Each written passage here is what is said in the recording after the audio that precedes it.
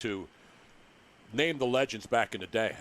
How far back do you go in Temple now? Well, I was there when Bruce's last year. But way before that. Way Wayne back. Harden. Wayne Harden. That's where I went to Temple when Wayne Harden was the coach. And I know Bruce Arians, who's the head coach now, the Tampa Bay Buccaneers, he remembers the greats at Temple. He remembers Wayne Harden, don't you, Coach? Oh, heck yeah, one of the greatest coaches of all time. How you doing down there? Because obviously, and we appreciate you joining us, Tony and Harry. Harry's done Temple football, sideline stuff. I'm a Temple guy. So we love Temple, but we follow your career, and you've been killing it everywhere you go. Now you're in Tampa. Have you been able to see Tom Brady, your quarterback, working out with some of the guys? I mean, that's okay for him to go into a park now and do it because Florida's pretty much open, right? Yeah, there's no problem with that. And obviously the coaches can't be with them, but I know what they're having a heck of a good time and getting better, getting prepared for the season. Now, I know the commissioner I saw said that maybe next week you guys, at least the coaching staffs, might be able to get back to the facility. Is that right? Yeah, we're hoping, got our fingers crossed that at least part of our staff will get in and the rest of the staff the following week. Bruce Arians joining us now. You got some coaches talking. We saw Todd Bowles, another Temple guy, talking about the young defense down there. And obviously your offense looks spectacular right now. And I know you're a defensive coach, too, who loves the defense. How are you feeling about it? Todd Bowles, he seems to be pretty happy with the young guys and their progression. Yeah, that was our number one focus coming out of last season was to keep our defense intact. Once we got Shaq, we franchised him, got JPP signed, got Sue back. That kept the front seven intact. And we got that young secondary that Todd's done a great job with. And another Temple out, Kevin Ross and Nick Rapone, another Temple coaches our secondary. Yeah, that's right. Your front seven on defense returns. But I love that draft pick you guys got in the second round out of Minnesota, Antoine Winfield Jr. Yeah, he's kind of a Tyron Matthew, Buda Baker guys that we had in the past that were extremely effective for us, and we're looking forward to getting our hands on him. Now, you've been around the league, as we all know, but now you're a coach of a team that you really haven't been able to get together with, even though you see Tom and you see them guys are working out on their own. So how much does this set anybody back, especially you with a new organization, as far as getting together with your players? I mean, everybody's in the same boat, but what about going into a new situation? I think the team building part, the guys getting to know each other, because there's new faces every year. And we'll have 15 to 20 new faces this year. So it's just getting to know each other, building that camaraderie, that accountability to each other that this time of the year we're missing. When you got a quarterback and a player like Tom Brady with the resume that he has, I mean, everybody knows 6 times a Super Bowl champ, 3 times an MVP, 14 Pro Bowls. Do you have to coach a guy like that any differently, or how do you go about working with a player like that, given all the quarterbacks that you've worked with? Yeah, he's a lot like Peyton. I call them piranhas. You can't give them enough information. Ben was the same way. Andrew Luck. I mean, all those guys. They want to win at all costs. They want to win. I mean, you can't give them enough information. You can't coach them hard enough. They love it.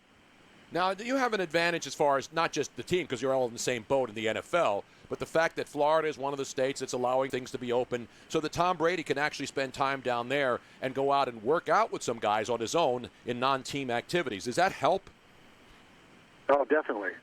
Just to get to know the guys, and sit around and shoot the crap with them so that they can get to know each other off the field, because a lot of that's just as important as on the field. But, to see the receivers running their routes and learning the terminology. And, as Cam Brate said, it's kind of odd us teaching him our offense, but, they're doing a great job with it. Now, take us back to draft night, Coach, the first night, and you're obviously doing it in your own little, your own place, and you see the big man Tristan Wirfs still on the board, and how big were your eyes as he started to get closer and closer to your pick, and you said, hey, I'm going to jump up there one slot because I got to get this guy. Oh, yeah, because we really thought the 49ers were going to take him, knowing Joe Staley was going to probably retire, and we weren't sure where they were heading. It all depended on Washington trading Trent Williams. So it was one of those nail biters down to the last 20 seconds. But yeah, we wanted to get him. We loved him, and he really fits what we do. Tony and I were watching the video of him jumping out of the pool. Yes. I mean, how does that happen? This guy's a guy a freak. that size. I mean, I don't see little guys being able to do that. This is a big man, and he clearly jumps straight out of the pool and sticks the landing. Yeah, I mean, he's shot put champ and he's a wrestling champ, and he's a hell of an athlete. Now, Bruce, obviously Tampa, the weather's great, and you've been around. You've coached all over the place, good weather, bad weather, domes, inside, outside, upside down, Temple on Broad Street, at the stadium. So you understand how it all works differently. But getting down there on the real grass and getting down there soon, does it give you any kind of extra edge because of the weather? Because it's going to be hot down there. That's the one thing. It's going to be hot and humid in Florida, so you'll have to deal with that. Yeah, I think we'll have a normal training camp. I'm not sure about what kind of preseason we'll have. I think we'll have a normal training camp. Hopefully we'll get some extra reps because we'll be missing, 400 reps that we would have gotten normal spring practices. So it's a huge chunk to make up. But, being able to be outside, and this time of year, the guys that do live down there are all outside working out, getting acclimated to the heat. How did the whole Tom Brady thing come together? Was this something that just sort of came together quickly, or was it, the wheels in motion for a little while? No, we did our due diligence, and all the guys that were expected to possibly be in the free agency, we broke them all down. And, he was at the top of our list. And then when he decided to leave, we made the phone call, and he and I hit it off pretty good. And, started working on contracts. And he was interviewing me as hard as I was interviewing him. Talking with Bruce Arians, head coach of the Tampa Bay Buccaneers, Tony and Harry, with you on a Friday. All right, Coach, now everybody's talking about fans in the stands. I know that the officials here in the league office are saying, yes, we'd like to have maybe half, three-quarter filled. How important is that? Because we've been debating about soccer without fans. It sounds weird. Baseball without fans, if we ever see baseball. Hockey without fans. How important is it to have some fans, or does it not matter to the players at this juncture? I think it matters, yeah. I mean, we feed off the fans. I mean, that's the excitement of the game, having the stadiums full. I don't know if we're going to have full stadiums, but I surely hope we have some and figure out how the heck we can do that, because the game's not the same without fans in the stands. What has been the most difficult thing for you, through this whole quarantine? Yeah, not getting to know the new guys, especially those rookies. We would have been with them for a month already, and still haven't seen them on campus. So, as soon as we can get those guys in there and get to know them a little bit better, put our hands on them, that's the part I'm missing. People down in Tampa Bay already talking about driving around. Raymond James yesterday, seeing all the new banners of the new players up. It's got to be a thrill because, as I mentioned, you've been around. Everybody knows this. You've been to different facilities, different coaches, different teams, and then you see all the new players in Raymond James Stadium, which will be the site of the Super Bowl next February.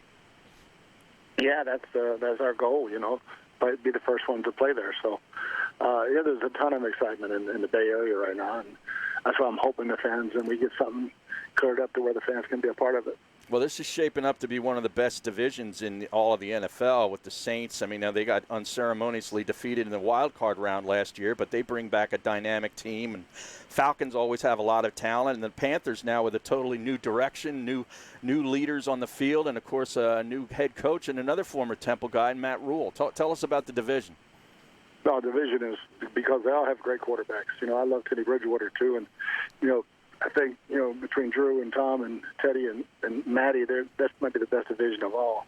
So when you have a quarterback, you have a chance. New Orleans and Atlanta didn't have any turnover, so they're ready to go. We had a little bit of turnover.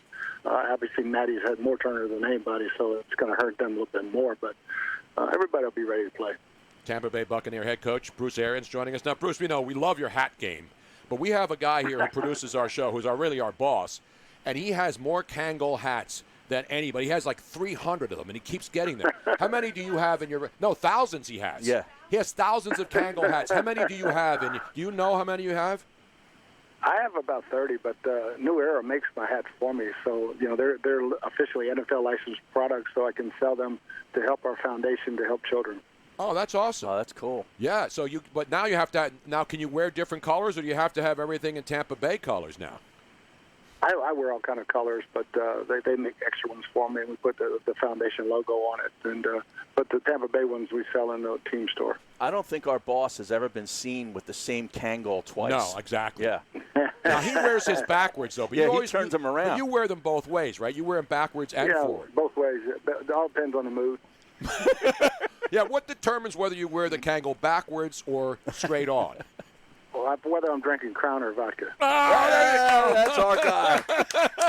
See, we got the answer to the question that everybody else has been wondering about. By the way, speaking of Crown Royal, Frank Caliendo, who's a great friend for a long time, has incorporated you into his impersonations, and he has the Crown Royal thing. Does that bug you? Because some people don't like when they have impersonation, but I think he does a pretty good job with you.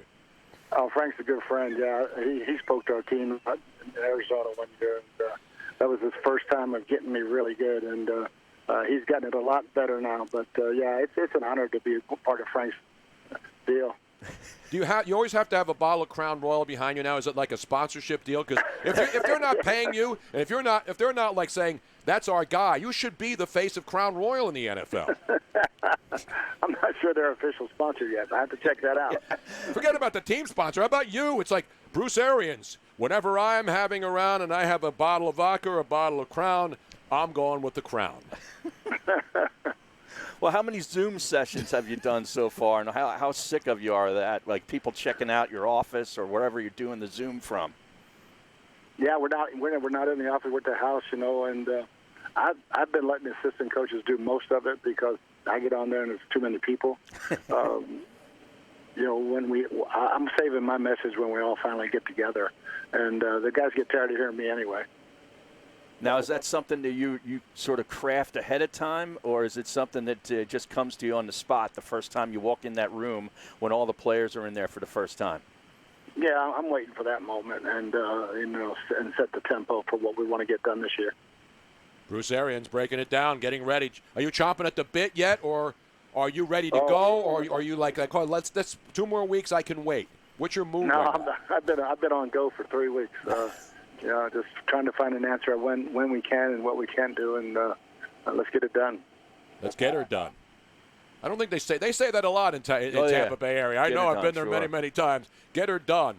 Now, do you have an official slogan? Because everybody looks for that slogan now. You're the coach. You got Tom Brady. What do you say? Well, you always had no risk it, no biscuit. Oh, no risk it, no biscuit. Yeah. That's it. Are you going to keep that going? Oh yeah, that's us. Oh, that's him. You can do get her done as a secondary. I think that's already taken. Everybody, but that's not trademark. It's not like Tom Brady's jerseys that Dan Patrick was making, sweatshirt, T-shirts, and then of course Brady had to go after him, or his agent did. Do you have that trademarked? Yes. There you go. Yes, for our foundation. Oh, that's great. So if we did a T-shirt with that, I don't want to get sued. I don't want to get sued. I'd love to help the foundation.